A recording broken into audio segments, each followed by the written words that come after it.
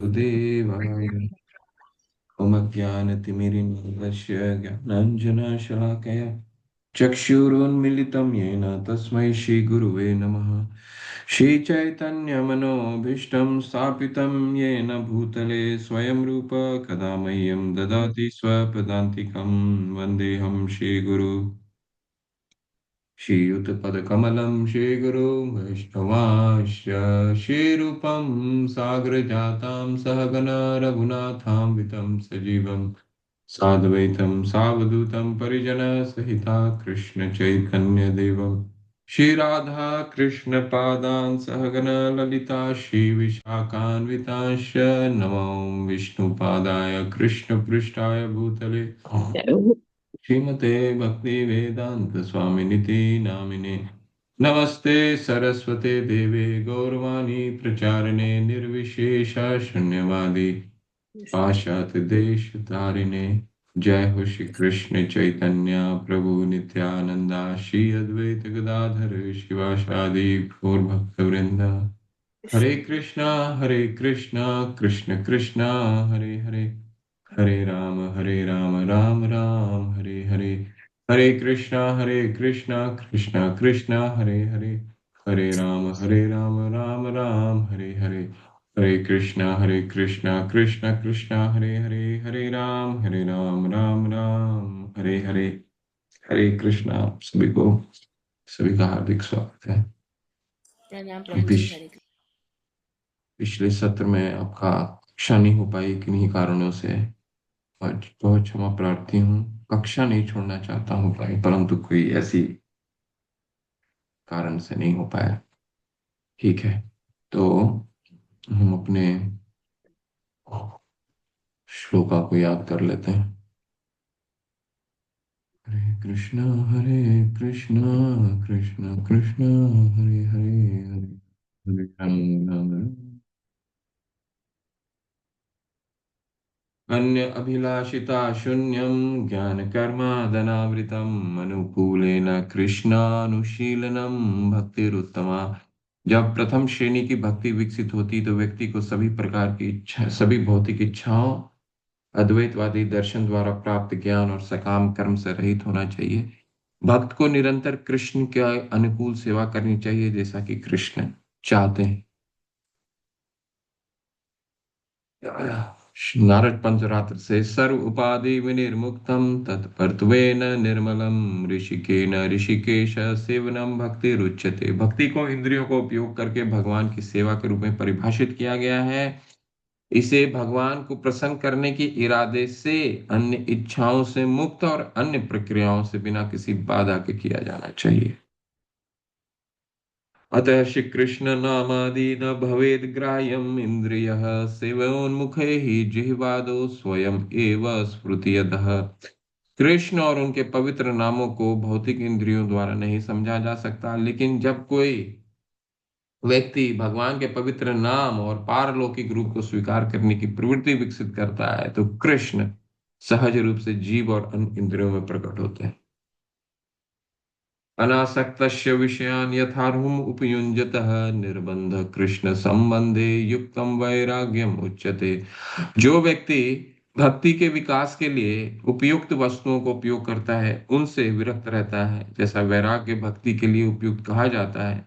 वस्तुओं को लगातार कृष्ण से संबंधित होना चाहिए। हरे कृष्णा कृष्ण कृष्ण हरे हरे, हरे राम राम हरे हरे। ठीक है, हम सतवें सातवें अध्याय में चलेंगे।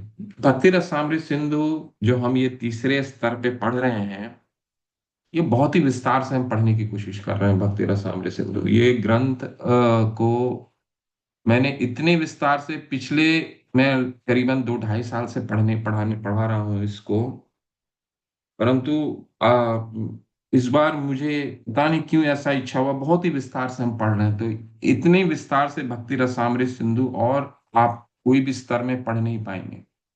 इसलिए बहुत ध्यान पूर्वक सुनिएगा जो भी, क्योंकि इसमें जो भी मुख्य बिंदु को हम पढ़ रहे हैं, जहां भी अ, अ, रूप गोस्वामी पाद ने जो जो श्रीमद् भागवतम से, खासकर श्रीमद् भागवतम से जो जो एविडेंसेस, जो जो तथ्य प्रस्तुत किए हैं अपने सिद्धांत को प्रमाणित करने के लिए, हम लोग कोशिश कर रहे हैं उन सब तथ्यों को विस्तार से हम पढ़ सकें श्रीमद् भागवतम से। ठीक है, तो अब तक हमने क्या पढ़ा पिछले सत्र में, उसको थोड़ा सा रिवाइज कर लेते हैं। क्या पढ़ा? पढ़ा हमने 64 तरीके बताए शिला रूप गोस्वामी पाद ने कि भक्ति किस तरह से की जानी चाहिए। वैदिक भक्ति की शुरुआत 64 क्या तरीका है, और उन 64 तरीकों में से पहले जो 10 हैं, खासकर पहले 20 हैं, वो बहुत महत्वपूर्ण है। और 10 कौन से हैं? 10 वो हैं जो हमें करनी चाहिए, और अगले जो 10 हैं जो हमें नहीं करनी चाहिए। तो क्या करने के लिए शिला रूप गोस्वामी पाद हमें बताते हैं? पहला बताते हैं, गुरु पदाश्रय तस्मात्, गुरु पादाश्रय तस्मात् कृष्णा दीक्षादि शिक्षणम। गुरु के आश्रय लेना, शरणों का आश्रय लेना। इसके बाद गुरु पादाश्रय तस्मात् कृष्णा दीक्षादि शिक्षणम, यानी फिर उनसे दीक्षा लेना और कृष्ण के विषय में ज्ञान प्राप्त करना। इसके बाद क्या है? तीसरा, विषंभेन गुरु सेवा साधु वर्तमानुवर्तनम। विषंभेन, गुरु के दृढ़ता पूर्वक गुरु की सेवा करना, और साधु वर्तमान वर्तमान, यानी कि उनके दिखाए हुए रास्तों पे पूर्ववर्ती आचार्यों का पथ का अनुसरण करना। पहले 4 ये हो गए। आगे क्या बताते हैं? आगे बताते हैं, सद्धर्म परीक्षा, उनसे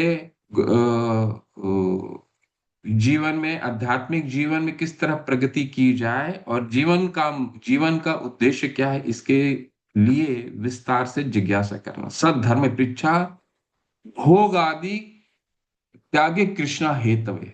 छठा है, पांचवा है सद्धर्म परीक्षा। सद्धर्म परीक्षा उनके उनसे जिज्ञासा करना अपने जीवन में, आध्यात्मिक जीवन में प्रगति करने के लिए।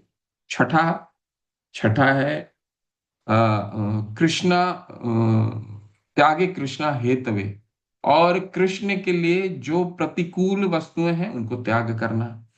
ठीक है, आगे क्या बताते हैं, निवासो द्वारका आदो गंगा अपि सन्निधौ।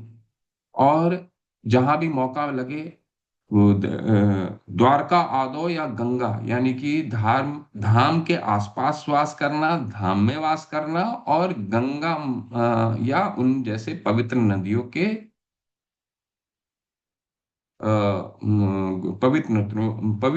नदियों में, पवित्र नदियों के आसपास निवास करना। ठीक, 7 ये हो गया। और क्या बच गया? इसके बाद बच जाता है, व्यवहारेषु सर्वेषु यावद अर्थानुवर्तिता। जितनी जो चीजें प्रतिकूल, जो चीजें अनुकूल हैं, वही ग्रहण करना कृष्ण के लिए, भगवान के लिए। बेकार की चीजों को ग्रहण नहीं करना। ठीक है, जो हमारी, जिस जिस चीज का कोई मूल्य नहीं है, जो हमारे जीवन में हमारे भगवान से हमारे समय का व्यर्थ होता है, उन चीजों को अनुकूल से अनुकूल अनुकूल से संकल्प, प्रतिकूल से वर्जनम। प्रतिकूल से वर्जनम तो हमने देख लिया पहले। ठीक है, प्रतिकूल से वर्जनम तो बता दिया। अब बता रहे हैं जो रिक्वायरमेंट है वो इतना ही लेना।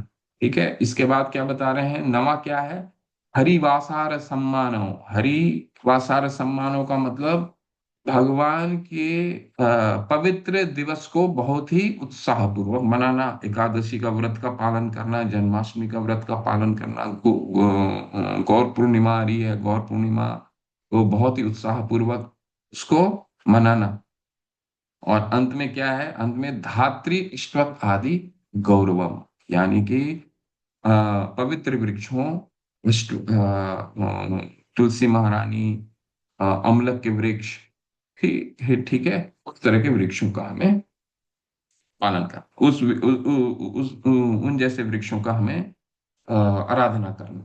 ठीक है, ये पहले 10 हैं। और इसमें से रूप गोस्वामी ने बताया जो पहले 3 हैं, गुरु पादाश्रय तस्मात् कृष्णा दीक्षादि शिक्षणम, विष्णुभेन गुरु सेवा साधु वर्तमानुवर्तनम, जो पहले 3 हैं, वो भगवान गुरु के शरण लेना, और दूसरा कृष्ण दीक्षादि शिक्षणम, कृष्ण उनसे दीक्षा लेकर के कृष्ण विषय, कृष्ण के विषय में उनसे प्रीति प्राप्त करने के लिए जो भी ज्ञान आवश्यक है वो लेना, और विषंभेना गुरु सेवा, यानी कि उनसे दृढ़ता, उनको उनकी दृढ़ता पूर्वक सेवा कर, ये सबसे महत्वपूर्ण है। ये 10 में भी सबसे महत्वपूर्ण है।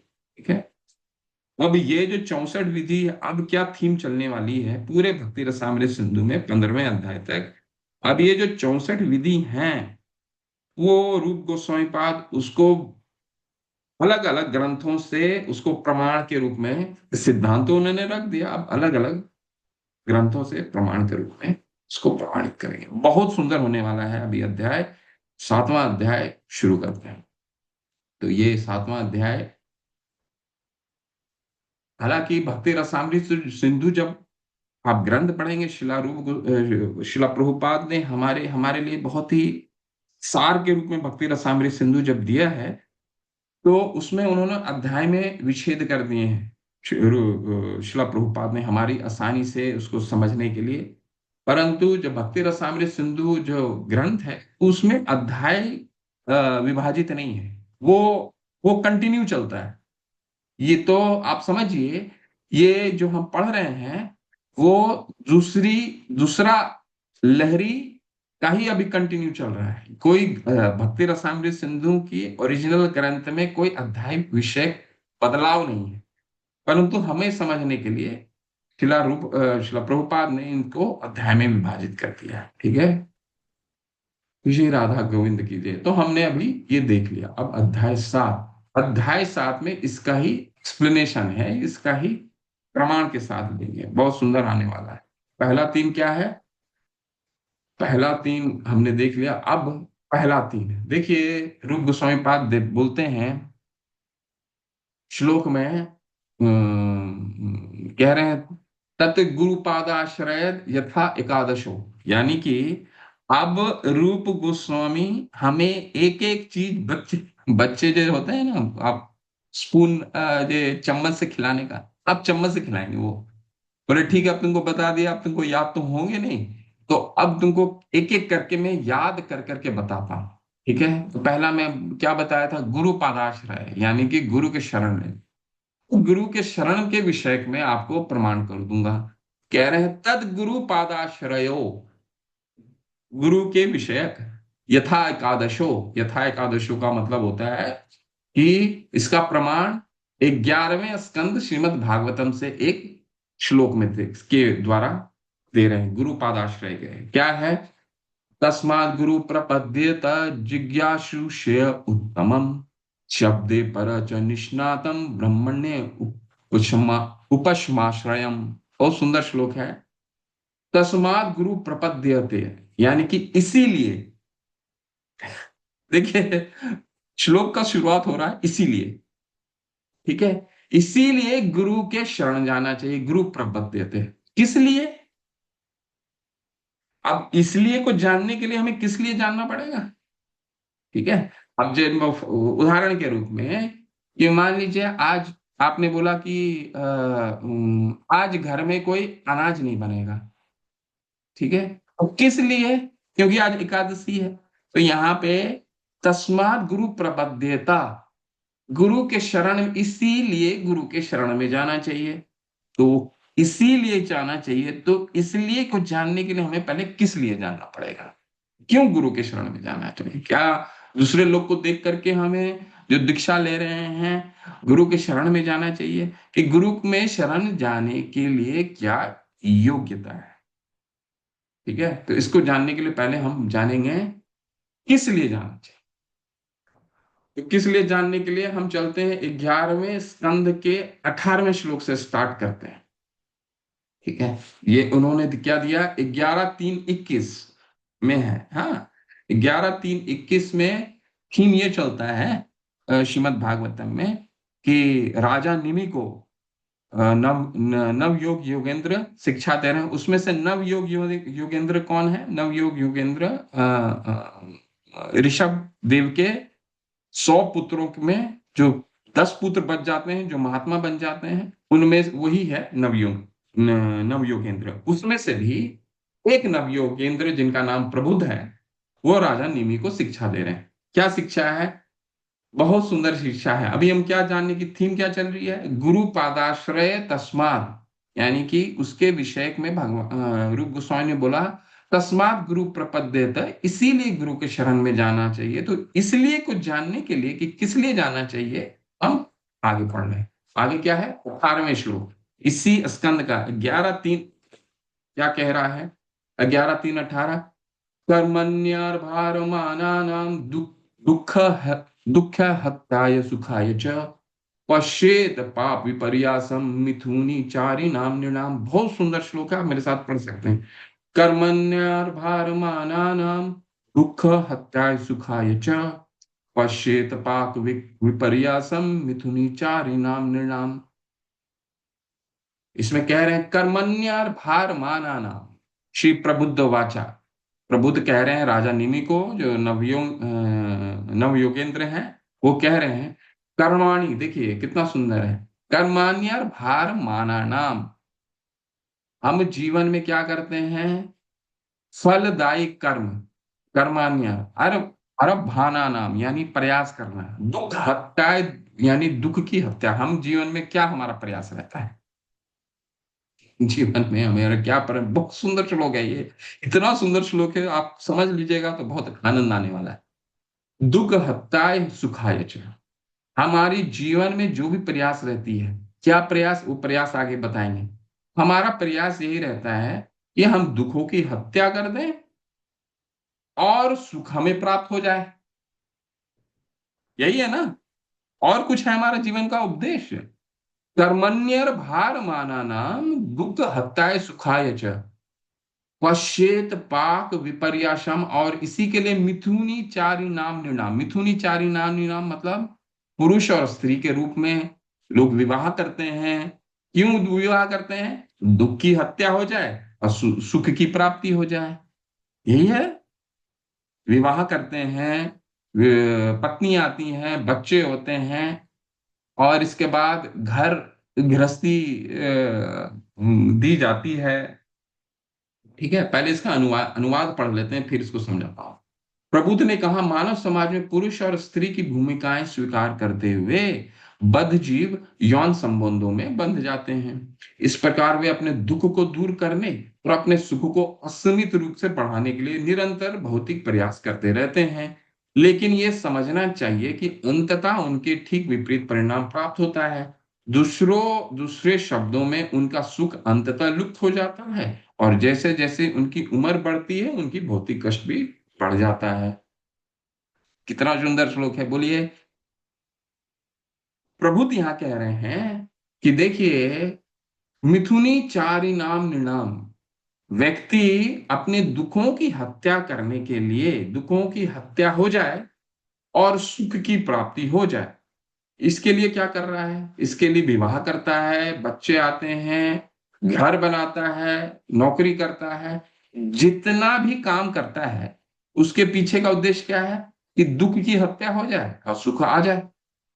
ठीक है, परंतु वो क्या रहा है? पश्चेत पाक विपर्यासम, परंतु ऐसा हो नहीं रहा है। प्रभु तो कह रहे हैं ऐसा हो नहीं पा, दुखों की हत्या नहीं हो पा रही है और सुख आ नहीं पा रहा। ठीक है, ये श्लोक है बहुत सुंदर। तो इसके लिए फिर हम आगे बढ़ते हैं कि आगे क्या कह रहे हैं। रुकिए, आगे एक और श्लोक आपको सुनाता हूँ। अभी हम 3 श्लोक पढ़ेंगे, इसका बहुत सुंदर है, ध्यान पूर्वक सुनिएगा।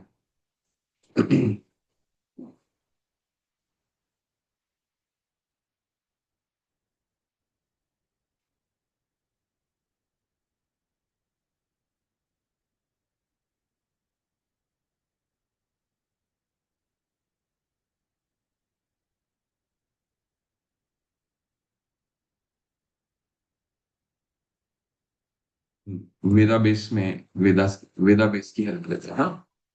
ठीक है, तो क्या हमने पढ़ा? श्री प्रबुद्ध वाचा कर्मण्यर भार माना नाम दुख हताय सुखाय च पश्चेत पाप विपर्यासम मिथुनी चार निनाम निनाम। क्या है कि मनुष्य जीवन मनुष्य व्यक्ति क्या करता है, जो भी मिथुनी चारी नाम स्त्री पुरुष का जो भी रूप लेता है, जीवन में एक ही उद्देश्य होता है, दुख की हत्या हो जाए, सुख की सुख आ जाए। परंतु पश्चेत पाक विपर्यासम ऐसा हो नहीं रहा है। तो क्या करें? आगे बढ़ते हैं, आगे बढ़ते हैं 19वें श्लोक में देखते हैं, 11:3-19। क्या कह रहा है 19? नित्यार्ति देन वीतेन दुर्भे दुर्लभ दु- दुर्लभ आत्मा मृत्युनाम गृहपत्य पशु भी का प्रीति सदैव चले। बहुत सुंदर श्लोक है ये भी। देखिए ये इंग्लिश में है इसलिए आपको समझ नहीं आएगा। देखिए इंग्लिश कह रहा है, वेल्थ इज परपेचुअल, मैं हिंदी में अभी अनुवाद करूंगा, wealth is perpetual source of distress. यानी कि दुख, अभी हमने पिछले श्लोक में क्या पढ़ा? पिछले श्लोक में ये पढ़ा कि लोग गृहस्थी बसाते हैं, विवाह करते हैं, बच्चे होते हैं, नौकरी होती है, घर बनाते हैं, परंतु और ये किस उद्देश्य करते हैं? दुखों की हत्या हो जाए और सुख आ जाए। तो प्रभु तो वहां समझा रहे थे राजा निमि को कि ऐसा करने का प्रयास तो हो रहा है, परंतु ऐसा हो नहीं पा रहा है। ठीक है, तो आगे क्या प्रयास है कि धन कमाने के लिए बहुत सारे, बहुत सारा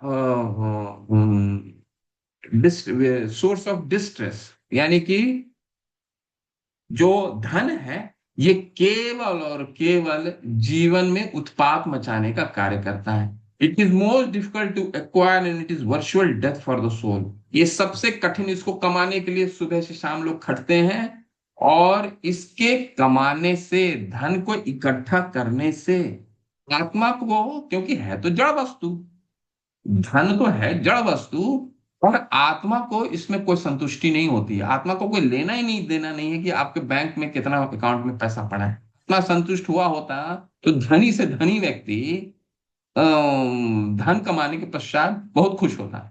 आत्मा तो खुश हो नहीं रही है। ठीक है, what satisfaction does one actually gain from his wealth?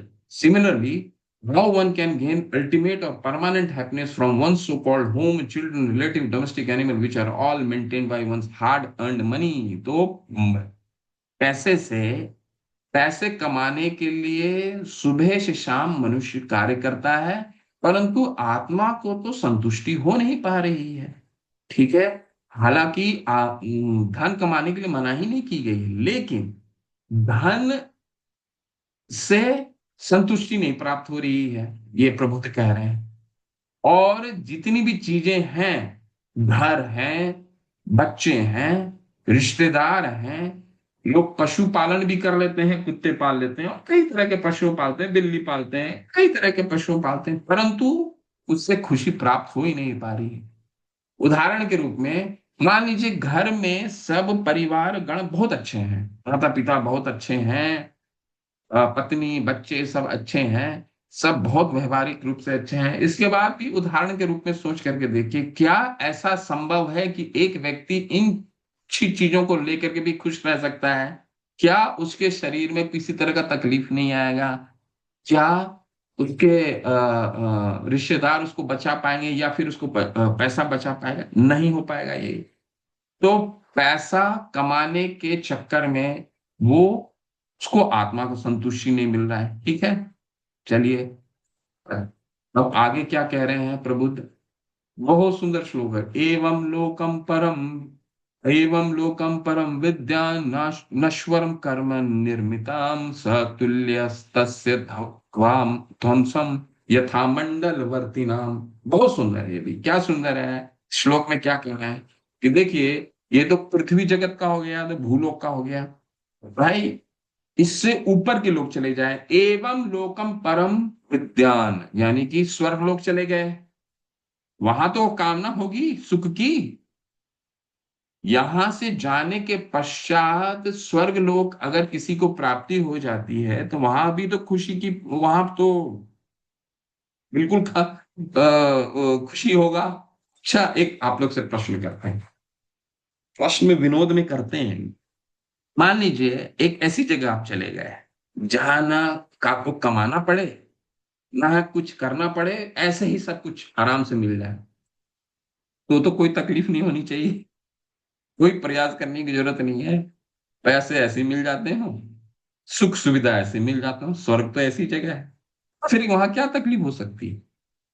कुछ तकलीफ हो सकती है क्या? देखिए ये बता रहे हैं, वहां क्या तकलीफ है, क्या तकलीफ है? सतुल्य तस्य ध्वंसम।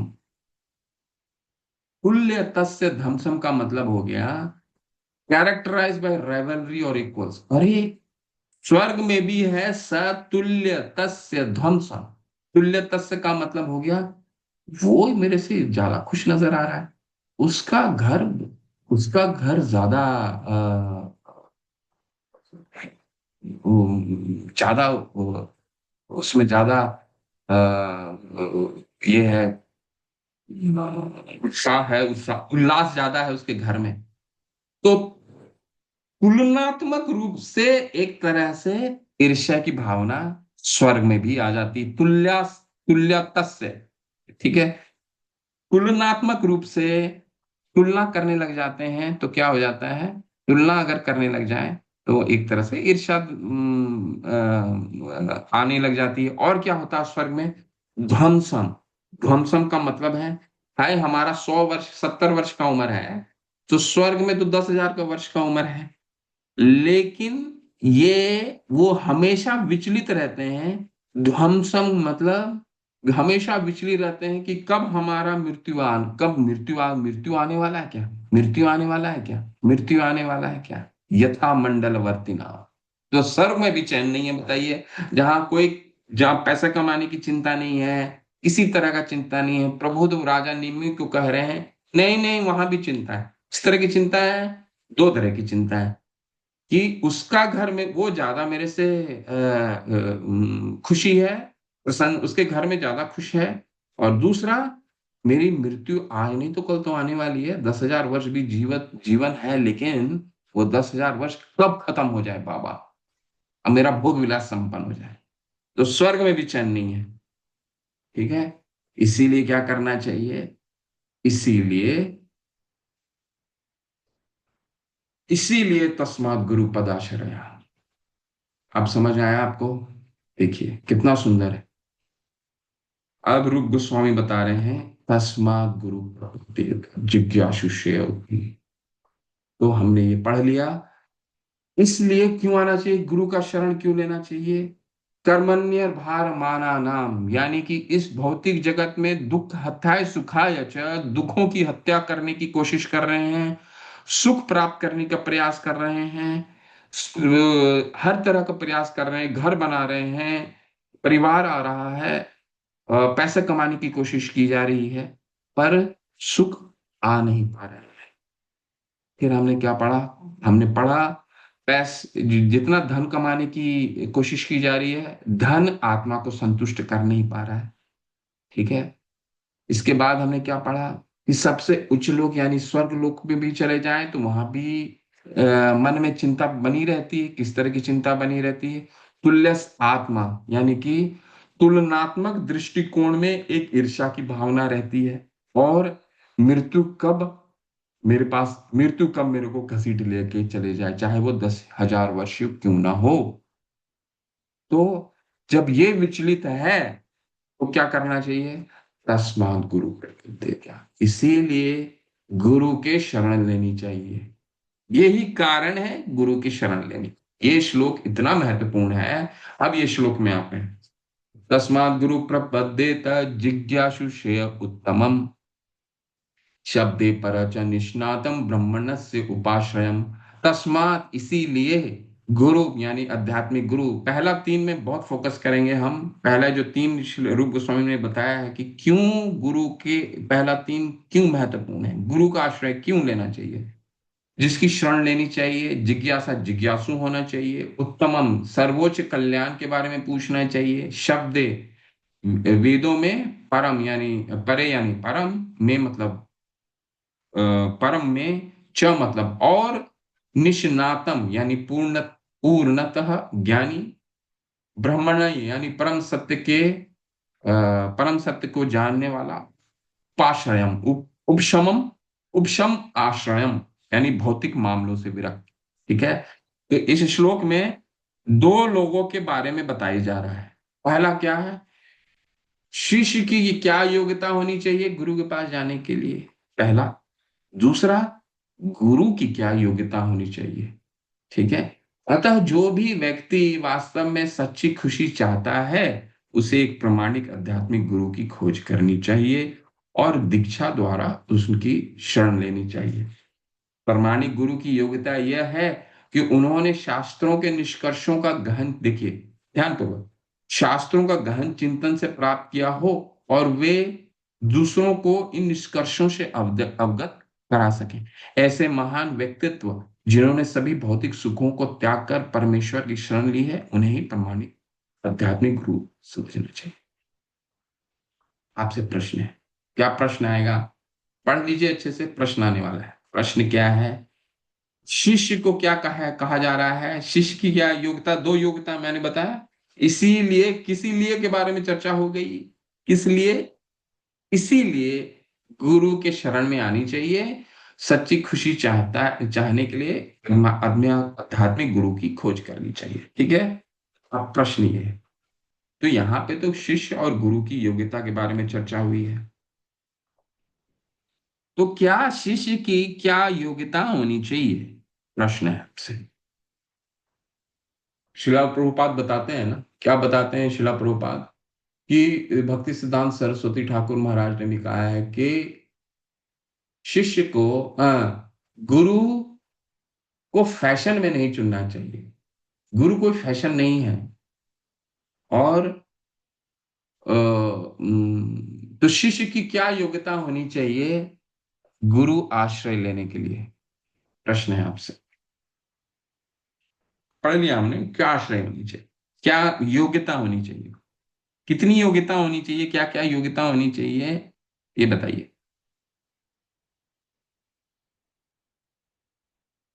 हरे कृष्ण प्रभु जी, सादर प्रणाम। हरे कृष्ण। प्रभु जी, शिष्य कृष्ण भावना भावित होना चाहिए।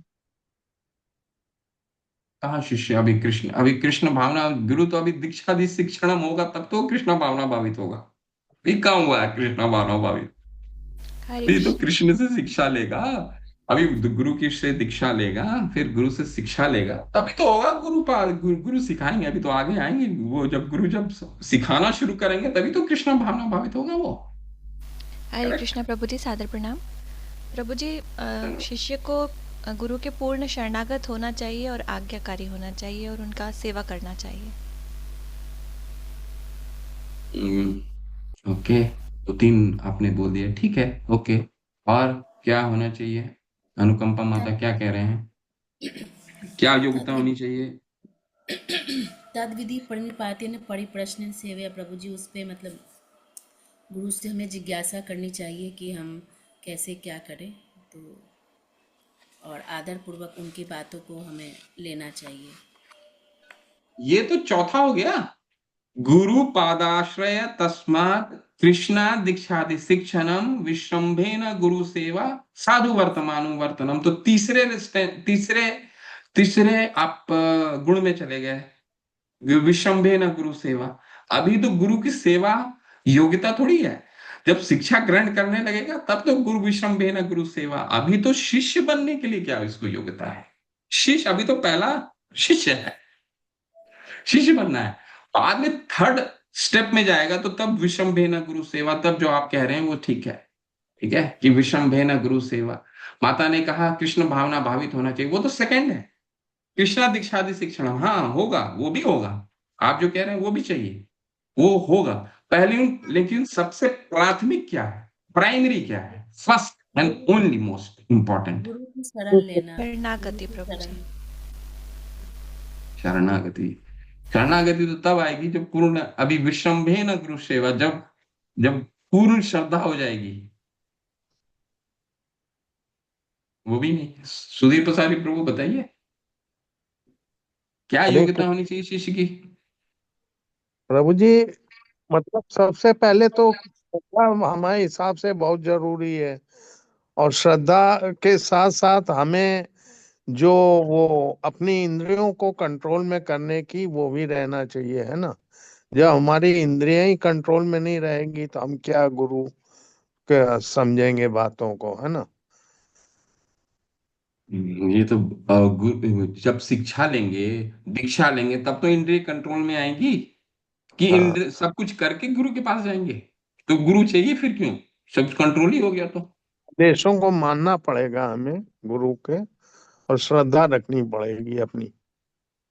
हरे कृष्णा प्रभु जी। प्रभु जी, प्रामाणिक गुरु के पास जाना, जैसा कि इसका टाइटल है। ओके, चलिए और किसी को मौका देते हैं। नवीन प्रभु, एक लाइन में बस बताइए, बहुत शॉर्ट में, एकदम शॉर्ट में। भगवान। बहुत बेसिक क्वेश्चन पूछ रहा हूँ, बेसिक प्रश्न है। मन में हम दीक्षा ले रहे हैं, सबसे पहला ये होना चाहिए कि हम क्यों दीक्षा ले रहे हैं। ठीक है, गुरु पादाश्रय, क्या ये फैशन है या दूसरे को हम देख करके बस दीक्षा ले रहे हैं। तो रूप गोस्वामी पाप पूरा एकदम हमारे हृदय के अंदर जा रहे हैं, बोल रहे हैं कि बाबा ये पहले समझो तुम, ये समझो क्यों गुरु। हम हमारा देखिए मन में आस्था कभी कभी होता है ना, गुरु गुरु के मन, हमारे मन में बहुत सारे चिंताएं होती हैं गुरु के विषय में, ये कैसा गुरु। देखिए, अगर हम ये सब फिलॉसफी पढ़ लेंगे, समझ लेंगे ना, तो ये हम चीजें नहीं, दिक्कत नहीं आएगी। हाँ नवीन प्रभु बताइए, क्या गुरु की शरण क्यों नहीं, क्या चीज की क्या योग्यता होनी चाहिए, एक योग्यता बताइए, बस एक, बहुत सरल में। पहले तो प्रभु जी उसको विनय होना चाहिए, मतलब विनम्रता पूर्ण होनी चाहिए उसके अंदर। जब तक वो विनम्र नहीं होगा तो गुरु कैसे उसको मतलब शरण में लेंगे। तो विनम्र होना चाहिए, विनय उसके ओके, अंदर होना विनम्र चाहिए। होना चाहिए। हरे ठीक कृष्ण है। प्रभु जी। प्रभु जी, समभाव होना चाहिए, सुख में दुख में समभाव होना चाहिए। हम्म। गुरु गुरु को प्रभु जी वो मालूम है ना, गुरु को भगवान के रास्ता मालूम है, इसलिए गुरु के पास जाना है हमें, है ना।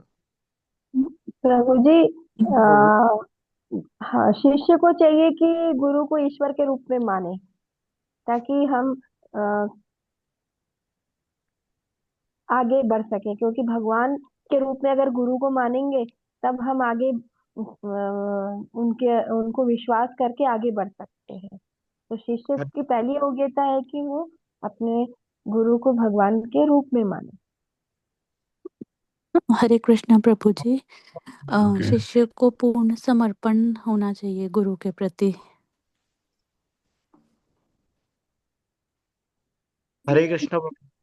हरे प्रभु जी गोल कृष्ण गोल, प्रभु जी। सब गोल गोल घूम रहे हैं। प्रभु जी, गुरु के प्रति सच्ची श्रद्धा होनी चाहिए शिष्य को। प्रभु जी, हरे कृष्ण जैसा प्रभु आपने जी, लास्ट में बताया, सद्धर्म प्रभु वृक्षा जी, पूर्ण रोगादि। समर्पण तभी वो होना चाहिए। आध्यात्मिक ज्ञान को प्राप्त कर पाएगा, मनोवृत्ति इनका चलिए जो कोई, ब्रह्मांड दोबारा मैं उनको श्लोक प्रसन्न लगाता हूँ, करे। हरे कृष्ण दोबारा प्रभु जी। लगाता हूँ। प्रभु जी प्रणाम। हम बोलें क्या, एक एक वर्ड बस। बोलिए माता। हरे कृष्ण। हाँ, भक्त को, कोई व्यक्ति जब कृष्ण भावनामृत में उनके प्रति प्रेम में उसकी जानने की तीव्र इच्छा होगी, तभी वो इस मार्ग पे चल सकेगा। हरि बोल, बिल्कुल यही है, एक ही योग्यता है, एक ही योग्यता है भाई। आपको सिंपल सरल में समझाने की प्रयास करता हूँ। सरल क्या है, आप सबसे पहले तो ये समझना चाहिए, एक मरीज है, वो मरीज को वो डॉक्टर के पास कब जाता है, डॉक्टर के पास तभी जाता है जब वो अपने, उसको ये समझ आ जाता है कि वो, उसके पास जो बीमारी है उसके शरीर में, उसका इलाज उसके पास नहीं है। अब उसको पेट का दर्द होता है, पैर का दर्द होता है, हाथ का दर्द होता है, तो सबसे पहला तो प्रयास करता है अपने घर में किसी तरह का विकल्प लेकर के उसको ठीक किया जाए।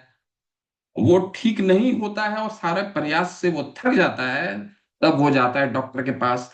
इसके अलावा दूसरी क्या योग्यता हो सकती है, क्या डॉक्टर के पास एक मरीज जाकर के ये बोलेगा कि देखिए देखिए मेरे मेरे पास एमए का डिग्री है, देखिए मैं बीए का डिग्री लेकर के आया हूँ, क्या मैं बीएससी करके आया हूँ, मैं एमबीए करके आया हूँ, इंजीनियरिंग करके आया हूँ, ये बोलेगा क्या? और कोई योग्यता चाहिए क्या डॉक्टर के पास? कोई योग्यता नहीं चाहिए, केवल और केवल एक योग्यता चाहिए, उसको ये समझना चाहिए कि वो बीमार है और उसका इलाज वो स्वयं नहीं कर सकता। और एक डॉक्टर पे पूर्ण समर्पण कब आएगा, पूर्ण समर्पण तभी आता है जब आपको ये समझ में आ जाए कि वो डॉक्टर ही मेरा इलाज कर सकता है। इसलिए रूप गोस्वामी पाद यहाँ क्या कह रहे हैं, देखिए दोबारा मैं लगाता हूँ श्लोक, इसलिए ये बहुत महत्वपूर्ण है और यही हम फंसते हैं। तस्मात् गुरु प्रपद्येता, रूप गोस्वामी पाद क्या कहना चाहिए, जो व्यक्ति वास्तव में सच्ची खुशी चाहता है, खुशी तो पर्याप्त हो ही नहीं पा रही है अभी तक, हमने तो 4 श्लोक पढ़ लिए, स्वर्ग लोग तो खुशी नहीं प्राप्त हो रही, इसीलिए तो आपको क्वेश्चन पूछा, इसलिए मैं आप जानबूझ करके मैं क्वेश्चन पूछा कि आप कितने ध्यान पूर्वक सुन रहे हैं उसको। बाबा उस खुशी को पाने के लिए स्वर्ग लोक तक भी चला गया, सारा प्रयास कर लिया, इसके बाद भी उसको तो उस नहीं मिला।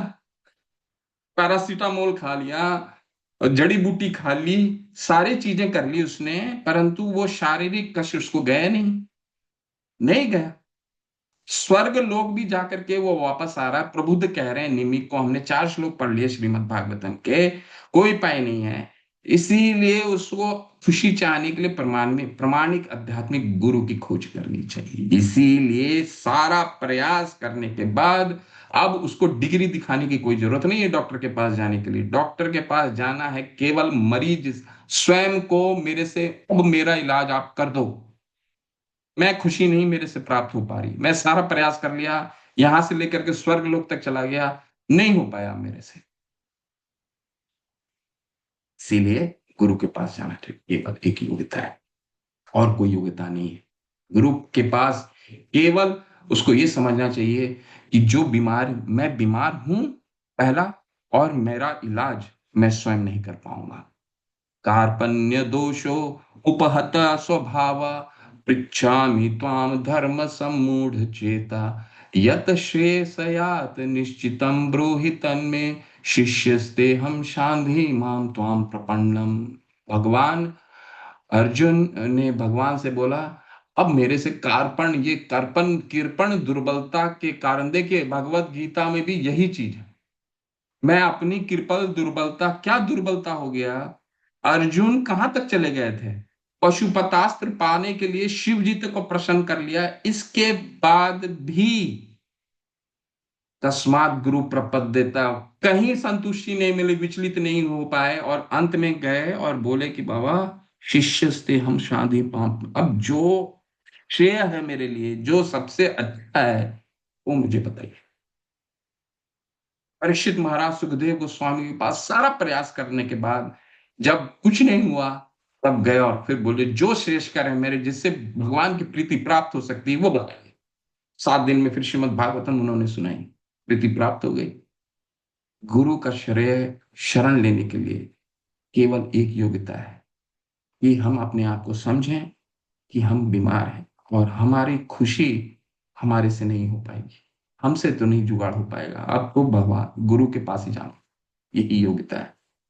लेकिन गुरु की बहुत सारी योग्यताएं हैं। गुरु की क्या योग्यताएं हैं? शब्दे परे च निष्णातम, शब्द परे, जीव गोस्वामी इस शब्द का विश्लेषण करके बोलते हैं शब्द परे। शब्द परे का मतलब होता है उनको शास्त्रों के निष्कर्षों का गहन चिंतन प्राप्त किया। भगवान 10वें अध्याय में बोलते हैं कि मैं सभी शास्त्रों का निष्कर्ष हूं। क्यों बोलते हैं? क्योंकि शब्दे परच निष्णातम, एक गुरु को वेदों शास्त्रों में निपुण होना चाहिए, उनके शास्त्रों का निपुण होना और शास्त्रों का उद्देश्य को अच्छी तरह से समझना उनको समझना चाहिए, वही है गुरु। ठीक है, और शास्त्रों का निष्कर्ष क्या है? वेदेष्ट सर्व अहमेव वेद्यो वेदांत कृत देव विदेव चाह, भगवान को जानना, भगवान की प्रीति प्राप्त करनी, यही है गुरु का यही वेदों का उद्देश्य। जो इस उद्देश्य को अच्छे से जानता हो, निष्णातम मतलब वही वो पूर्ण ज्ञाति, वो इस उद्देश्य को जानता हो, वो गुरु का योग्य। और क्या है? ब्रह्मण नहीं, यानी कि परम सत्य की दोनों पहलू, सभी पहलुओं को जानता हो, भगवान की सारी पहलुओं को जानता हो। और ये जानने के बाद क्या है? उपश आश्रय, भौतिक मामलों से विरक्त है। अब इसको जोड़ने का प्रयास कीजिए। क्या जोड़ेंगे, कहाँ जोड़ेंगे? रूप गोस्वामी पाद उपदेशामृत के पहले श्लोक में क्या कहते हैं? वाचो वेगम मनसा क्रोध वेगम जिह्वा वेगम उदर उपस्थ वेगम, 6 वेगों को नियंत्रित करें। एतान वेगान यो विषहेत धीर। इसके बाद क्या है? एतान वेगान यो विषहेत धीर। सर्वामपि मां पृथ्वीं सतिष्यात्। सर्वमाम पृथ्वीं सशिष्यात्। वो व्यक्ति पृथ्वी में शिष्य बनाने के लिए काबिल है। अब ये उसका उपाश्रयम, यही है उपाश्रय। भौतिक मामलों में विरक्त का क्या मतलब है? एक ऐसा गुरु होना चाहिए जो शब्दों में निष्णात हो, शास्त्रों में निष्णात हो। किस चीज का शास्त्र में निष्णात हो? शास्त्रों को उद्देश्य मालूम हो। ये नहीं कि आज तुमको महामृत्युंजय जाप करा देते हैं, तुमको इससे सुख की प्राप्ति हो जाएगी। तुमको ये करा देते हैं, शनि चढ़ा हुआ है ना, शनि का ग्रह उतार देते हैं। ऐसा ये गुरु नहीं हुए। वेदों का उद्देश्य ये नहीं है कि शनि उतारना है। वेदों का उद्देश्य ये नहीं है कि ये उतारना है। वेदों का उद्देश्य क्या है? वेदेश सर्वा अहमेव वेद्यो। भगवान को जानना, भगवान से प्रीति प्राप्त करना। जो गुरु ये जानता और जो उपशम आश्रयम, जो 6 चीजों में आश्रयम हो, ठीक है। वाचो वेगम, बोलने की वेग को, मनस के वेग को, मन के वेग को, क्रोध के वेग को, जिह्वा के वेग को, उदर यानी पेट के वेग को और जनेंद्रियों के वेग को नियंत्रित करने जानता हो, वो गुरु है। गुरु के योग्य है। शिष्य की योग्यता एक है, गुरु का भाई। अब डॉक्टर के पास आप जा रहे हैं तो डॉक्टर की तो बहुत सारी योग्यता होनी चाहिए ना। एमबीबीएस होना चाहिए, एमडीडीए होना चाहिए, एफआरसीएस होना, बहुत सारी योग्यता। शिष्य की लेकिन एक ही योग्यता होती है, ठीक है। तो ये गुरु पदाश्रय, तो ये बहुत महत्वपूर्ण है। पहला श्लोक था क्या? गुरु पदाश्रय। अब आगे, ठीक है, आगे क्या है?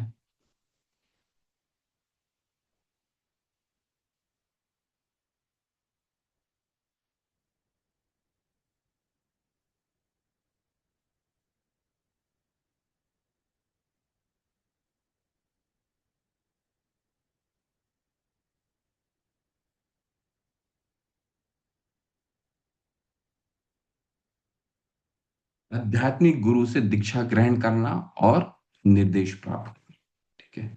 तो ये आप भक्ति रसामृत सिंधु अभी खोल लीजिए। इसके बाद हम पढ़ते हैं इससे, थोड़ा सा पढ़ेंगे, इसके बाद फिर कल उसको कंटिन्यू करेंगे।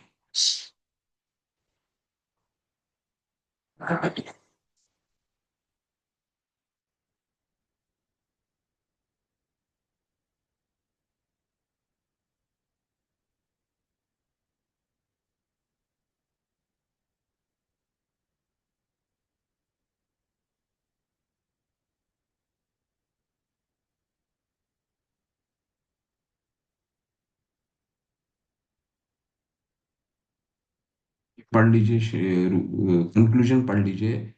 जो क्योंकि हम ये बुक फॉलो कर रहे हैं, तो ये अपन रूप शिला प्रभुपाद के, हम शिला प्रभुपाद के ग्रंथ को हम जरूर पढ़ेंगे, ठीक है। पढ़ लीजिए। अभी हम गुरु पदाश्रय के विषय में पूरा हम जान चुके हैं। अब इसको थोड़ा सा सार के रूप में हम पढ़ लेते हैं। पढ़ लीजिए जो पढ़ना चाहते हैं। कपिल प्रभु आप पढ़िए अनम्यूट करके। हरे कृष्णा प्रभु, धन्य प्रणाम। अनम्यूट प्रभु, हरे कृष्ण। एक मिनट प्रभु, थोड़ा सा इलाज करने दीजिए प्रभु। ये फर्स्ट पैराग्राफ तो नहीं है ये इसका, अध्याय शुरू में। मैं चलिए बीच यहाँ में से इसी पढ़िए, में से श्रीमद् पढ़ूंगा भागवतम यहाँ से पढ़िए। जी प्रभु। श्रीमद् भागवत में 11.3:21 महाराज निमि से प्रबुद्ध कहते हैं, हे राजन, आप इस निश्चित समझे कि इस भौतिक जगत में कहीं कोई सुख नहीं है। यह सोचना मेरी भूल है कि यहाँ सुख है, क्योंकि यह जगत क्लेशों से ही पूर्ण है। जो व्यक्ति वास्तविक सुख पाने का सच्चे दिल से इच्छुक है, उसे प्रामाणिक गुरु की खोज करने की दीक्षा ग्रहण करनी चाहिए और उसकी शरण में जाना चाहिए। गुरु की पात्रता यही है कि उसे विवेचन तथा तर्क द्वारा शास्त्रों के निष्कर्षों से अवगत होना चाहिए और अन्यों को इन निष्कर्षों के प्रति आश्वस्त कर सकना चाहिए। ऐसे महापुरुष जिन्होंने समस्त सांसारिक कामनाओं को त्याग कर भगवान की शरण ग्रहण की है, उन्हीं उन्हें ही प्रामाणिक गुरु समझना चाहिए। हर व्यक्ति को अपने जीवन उद्देश्य की पूर्ति के लिए ऐसा प्रामाणिक गुरु खोजना चाहिए जिससे वह अपने को आध्यात्मिक आनंद के धरातल पर पहुंच सके। हरे कृष्ण हरे प्रभु। कृष्ण, हरे कृष्ण प्रभु। अभी तात्पर्य यह है कंटिन्यू कीजिएगा। तात्पर्य हरे यह है कृष्ण, कि मनुष्य हरे को कृष्ण चाहिए प्रभु। कि वह ऐसे व्यक्ति को गुरु ना बनाए जो एक नंबर का मूर्ख हो, जिसे शास्त्रीय आदेशों के अनुसार दिशा ज्ञात ना हो, जिसका चरित्र संदेहास्पद हो, जो भक्ति के सिद्धांतों का पालन ना करता हो, अथवा जिसने इंद्रिय तृप्ति करने वाले 6 माध्यमों पर विजय प्राप्त ना की हो।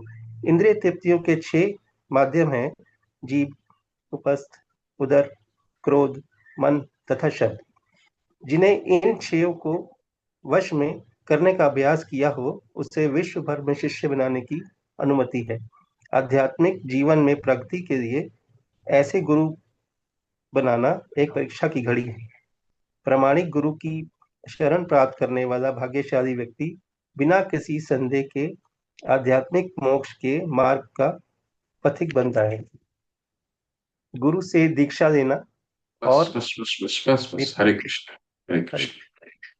तो अब समझ में आ गया सारा कुछ। मैं विस्तार से देखिए, भगवान श्रीला प्रभुपाद ने यही चीज हमें समझाया कि शिष्य की एक ही योग्यता होना चाहिए, इस सुख पाने का सच्चे दिल से इच्छुक हो। बस यही योग्यता, और कुछ नहीं चाहिए। उसे प्रमाणिक गुरु की खोज करना चाहिए। तो अभी बताइए आप, सभी लोग चिंता कीजिए कि जब सुख पाने की सच्चे दिल से इच्छुक हो, उसे प्रमाणिक गुरु के पास जाना चाहिए। तो ये महत्वपूर्ण हो गया ना कि ये जो पहला है, गुरु पदाश्रय, गुरु के शरण जाना चाहिए, ये सबसे महत्वपूर्ण बिंदु है। रूप गोस्वामी पाद बता रहे हैं पहले 3 सबसे महत्वपूर्ण है। अब ये इस पूरे संसार में कौन ऐसा व्यक्ति है जो सुख पाने की इच्छा सच्चे दिल से इच्छुक ना हो? कौन ऐसा व्यक्ति है? कोई ऐसा व्यक्ति नहीं। सारे, यानी कि सारा संसार को गुरु की, प्रमाणिक गुरु की खोज करनी चाहिए। ऐसा कोई व्यक्ति ये नहीं है जो प्रमाणिक गुरु के, बिना प्रमाणिक गुरु के वो सुख की प्राप्ति कर सकता है। ठीक है, ये तो सिद्ध हो गया। इसलिए भक्ति की शुरुआत कहां से हो सकती है? गुरु पदाश्रय से हो सकती है। जो इसने गुरु की पदाश्रय नहीं लिया, वो, उसको समझना पड़ेगा, चाहे वो भक्ति में भी आ गया, उसको बस एक ही उसकी अंडरस्टैंडिंग ये है, जिसने आश्रय नहीं लिया है, उसकी अंडरस्टैंडिंग ये है कि वो प्रयास, स्वयं अभी भी प्रयास कर रहा है खुशी कि जीवन में मेरे को खुशी, उस, या तो फिर उसे ये समझ नहीं आया कि वो स्वयं अभी मरीज है या नहीं, बस फ्लो में चला जा रहा है। जब तक हमको ये समझ नहीं आएगा कि हम मरीज हैं और ये जो भौतिक जगत है ये दुखों का घर है, तब तक उसकी भक्ति की शुरुआत हुई नहीं है, समझिए। क्योंकि पहला बिंदु यहीं से शुरू होता है। इसलिए रूप गोस्वामी ने क्या पहले बताया? गुरु पादराश्रय तस्माद कृष्णा दीक्षादि शिक्षण। जिसको ये समझ में आ गया हो कि बाबा यहां से लेकर के स्वर्ग लोक तक भी कोई बचाव नहीं है, नई सुख की प्राप्ति हो सकती है। ठीक है, तो हमने इसको विस्तार से पढ़ लिया, इसलिए हमने विस्तार से इसको देखा, इस बिंदु को देखा। तो गुरु की पात्रता भी हमने समझ ली। गुरु की पात्रता क्या होनी चाहिए? शास्त्रों में निष्णात होना चाहिए, शास्त्रों के उद्देश्य से निष्णात होना चाहिए, उसको मालूम होना चाहिए। और शास्त्रों को उद्देश्य से जो निष्णात होगा वो उपशमाशयम होगा, यानी कि वो भौतिक वस्तुओं से विरक्त रहेगा। और उसके लिए भी फॉर्मूला दे दिया रूप गोस्वामी ने कि अच्छा, भौतिक चीजें तो बहुत होती है, तो इसको फॉर्मूला में क्या कर दिया? केवल 6 चीजें डाल दो, 6 चीजें पूरा हो गया। वाचो वेगम, मनसा क्रोध वेगम, जिह्वा वेगम, उदर उपस्थ वेगम। ये 6 चीज जो है, इससे जिसने भी विरक्ति प्राप्त कर ली, वो गुरु बनने का योग्य है। ठीक है, तो ये अब हम अगला जो है वो कल करते हैं। आध्यात्मिक तो ठीक है, आध्यात्मिक जीवन में प्रगति के लिए ऐसा गुरु बनाने की परीक्षा की घड़ी है। और प्रमाणिक देखिए, शिला प्रभुपाद यहाँ हमें सचेत भी कर रहे हैं। क्या कह रहे हैं? तात्पर्य मनुष्य को चाहिए कि वह ऐसे व्यक्ति को गुरु ना बनाए जो एक नंबर का मूर्ख हो, जिसे शास्त्रीय आदेशों का अनुसार दिशा ज्ञात न हो, जिसका चरित्र संदेशास्पद हो, जो भक्ति के संदेहास्पद हो, जो भक्ति के सिद्धांतों को पालन न करता हो, अथवा जिसने इंद्र तृप्ति करने वाले 6 माध्यम में विजय प्राप्त नहीं की हो। अब ये कितना महत्वपूर्ण है बताइए। अब इसी के कारण हम जो है, हम गुरु तो चाहिए होता है, परंतु हम धोखा क्यों खाते हैं? क्योंकि ये चीजें नहीं मालूम है। हमें लगता है कि जो व्यक्ति हाथों से जादू करके हमें कुछ दिखा दे, हाथों से ये करके दिखा दे, वो हमारा जीवन को सुखी कर देगा। अरे बाबा, कैसे सुखी कर सकता है? क्योंकि वो एक नंबर का मूर्ख है। शिला प्रभुपाद बताएंगे शास्त्रों को उद्देश्य भौतिक जगत में रखना किसी को थोड़ी है। शिला प्रभुपाद के पास अभी अभी आगे हम लोग पढ़ेंगे, कोई गुरु के पास, अब डॉक्टर के पास जाइए, डॉक्टर के पास जाकर के बोलिए कि आप मेरे को बैडमिंटन खेलना सिखा सकते हैं क्या? तो डॉक्टर क्या आपको बैडमिंटन खेलना सिखाएगा क्या? नहीं ना। तो डॉक्टर क्या करेगा? आपका शरीर का इलाज करेगा। तो डॉक्टर जो गुरु के पास किसी और कारण से, मेरे गांठों में दर्द है, मेरा शनि चढ़ गया है, ये सब लेकर के जाएंगे तो गुरु उसका उपाय कर सकेगा क्या? नहीं उपाय कर सकेगा। तो हम इस मूर्खता से गुरु को ढूंढने अगर जाते हैं तो सबसे पहले हम मूर्ख हैं, तो हमें सामने वाला जो भी व्यक्ति मिलेगा वो मूर्ख ही बनाएगा। ठीक है, तो इसीलिए हम ज्यादातर धोखा क्यों खाते हैं गुरुओं से? क्योंकि हम खुद ही जीवन में अपने उद्देश्य के विषय में बिल्कुल क्लियर नहीं होते, हमारे यहाँ चाहिए क्या। ठीक है, आज वो बिल्कुल क्लियर कर दिया रूप गोस्वामी ने। जिसे शास्त्रीय आदेशों के अनुसार दिशा ज्ञात हो, जिसका चरित्र संदेहास्पद हो, जो भक्ति के सिद्धांतों का ना पालन करता हो, अथवा जिसने इंद्र तृप्ति करने वाले 6 माध्यम को विजय प्राप्त न की, वो गुरु के योग नहीं है, उसके पास नहीं जाना है। इंद्र तृप्ति के ये तो विवेक आ जाता है एक भक्त के, जिसने हरे कृष्ण का मंत्र जप करना शुरू कर दिया, जम करके जप करना है सुबह से, तो ये अपने आप ये भगवान दे देंगे। अब बताइए, ध्रुव महाराज को किसने गुरु भेज दिया? किसी ने दिया क्या? 5 वर्ष के युवक थे, माता को नहीं मालूम है इनको गुरु कौन होगा, किसी को नहीं मालूम है। गुरु को हम बहुत चिंतित रहते हैं, हमें गुरु कैसे मिलेगा, गुरु कैसे मिलेगा। गुरु, आपको चिंता करने की क्या जरूरत है? आप अपने निष्ठा रहिए, हरे कृष्ण नाम जप किए, बस गुरु आपको दे देंगे भगवान। गुरु जब ध्रुव महाराज जाते हैं जंगल में, उसकी माता ने क्या बोला? माता ने बोला, जाओ, तुम्हें अगर तीनों लोक से सर्वश्रेष्ठ लोक की प्राप्ति चाहिए तो केवल एक व्यक्ति दे सकता है। वो कौन व्यक्ति है? जो ब्रह्मा को भी सृष्टि निर्माण के विषय में प्रोत्साहन दिया, वही व्यक्ति दे सकता है। वो कौन है? भगवान। उसको ढूंढो जा करके। ढूंढने गए और उसको निष्ठा, उनकी निष्ठा देख कर करके, ना ही उनके माता ने उनको गुरु के विषय में बोला, ना ही किसी ने नहीं बताया, ना वो तो 5 साल के बाद कुछ जानते थे। बस उनकी निष्ठा देख करके भगवान ने बोला, जाओ। नारद मुनि को बोला, जाओ इसको देखो, इसको गाइडेंस दो। जो भगवान हमें दे देते हैं। चिंता करने की आवश्यकता नहीं है कि हमें कौन गुरु आएंगे, कैसे गुरु का शरण ले, वो सब की हमारी चिंता नहीं। हम तो गुरु का आश्रय में है ना, शिला प्रभुपाद के आश्रय में है।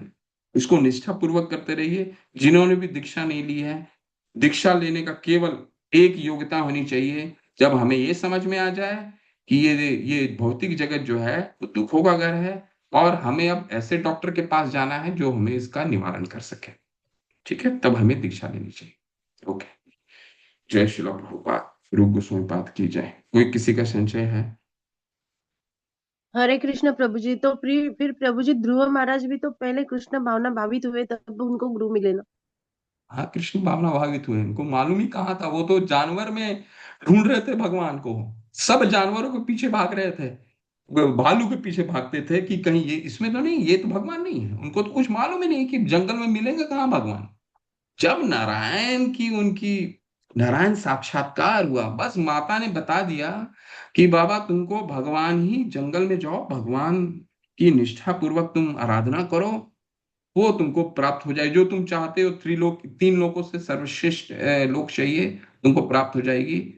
तो वो जंगल गए और हर जानवर के पीछे भागने लगे, कहीं ये तो भगवान नहीं, कहीं ये तो भगवान नहीं, कहीं ये तो भगवान नहीं।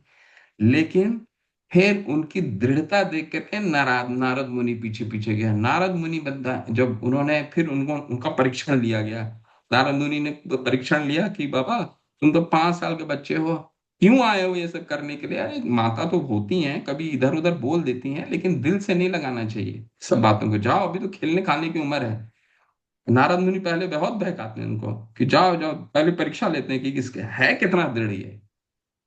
और बोलते हैं नहीं नहीं, नारद मुनि को बोलते हैं ना ना, मैं तो क्षत्रिय हूँ न, मुझे आपकी बातें तो ब्राह्मणों को ठीक लग सकती हैं, क्षत्रियों को ठीक नहीं लगेगी, मैं तो करूंगा, मुझे तो चाहिए। और जब आराधना होती है, इसके बाद कांचम विचिन्नम अपि दिव्य रत्नम स्वामी कृतार्थो अस्मि वरम न यच। फिर ध्रुव महाराज, जब भगवान नारायण का दर्शन होता है,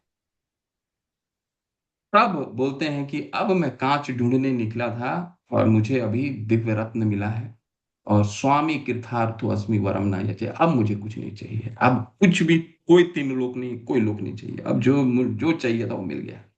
ठीक है। ये शुरू में उनको नहीं मालूम था कृष्ण भावना, शुरू बस केवल ये जानते थे कि मुझे भगवान चाहिए, और इतने दृढ़ थे कि मुझे भगवान से तीनों लोक के सर्वश्रेष्ठ लोक की प्राप्ति चाहिए, इसमें दृढ़ थे वो। ठीक है माता। जी प्रभु जी। ओके, और क्या प्रश्न है निधि शर्मा माता, क्या प्रश्न है?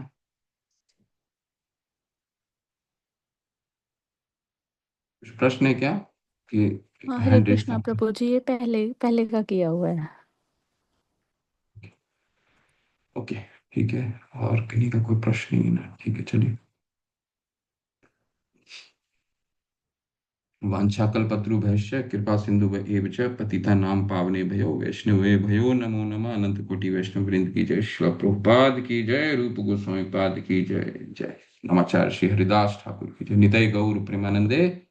हरि हरि हरि बोल। हरे कृष्ण आप सभी को।